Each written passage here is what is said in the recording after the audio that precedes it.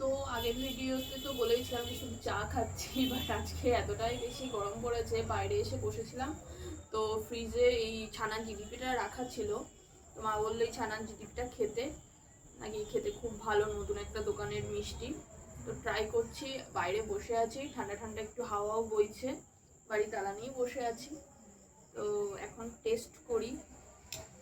রাত অনেকই হয়েছে, প্রায় 9টা বাজছে এখন। 9টার সময় রাত্রিবেলা ফ্রিজের ঠান্ডা ঠান্ডা ছানার জিলিপি, দেখি কেমন।